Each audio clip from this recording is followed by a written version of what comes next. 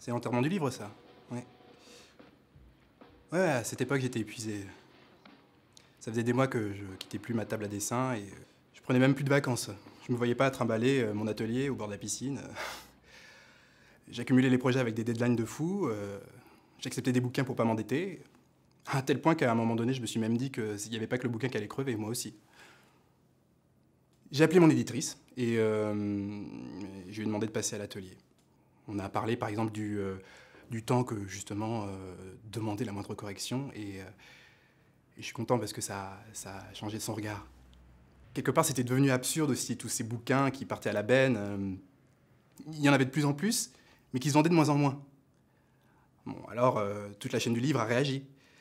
Les éditeurs ont décidé de publier moins et les distributeurs, eux, ont décidé de remettre à plat les pourcentages sur la chaîne du livre. Et bien depuis, je suis payé sur le temps que je passe sur ma table à dessin, en plus de mes droits d'auteur. Et ils ont été revus à la hausse. C'était vraiment... Enfin, je l'ai vécu comme une révolution, d'une certaine manière. Vraiment. Parce que j'ai enfin pu travailler sur des projets créatifs, ambitieux, et arrêter de ne faire que de la commande. Du coup, je fais moins de livres, mais je les fais mieux. Et en plus, ils se vendent mieux. Avec mon éditrice, tout est transparent.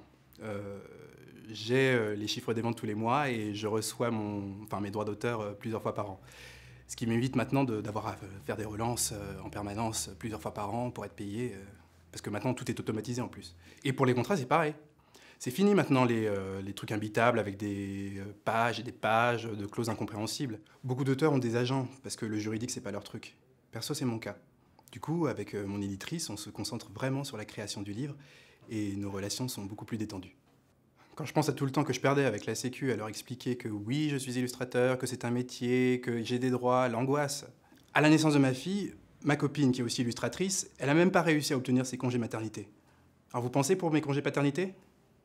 C'est comme si on n'existait pas. Heureusement, aujourd'hui, on a un vrai statut. Et ça nous permet de travailler dans des conditions décentes. Je travaille mieux, je dors mieux, et surtout, je me permets des folies que je me permettais plus avant. Je pars en vacances.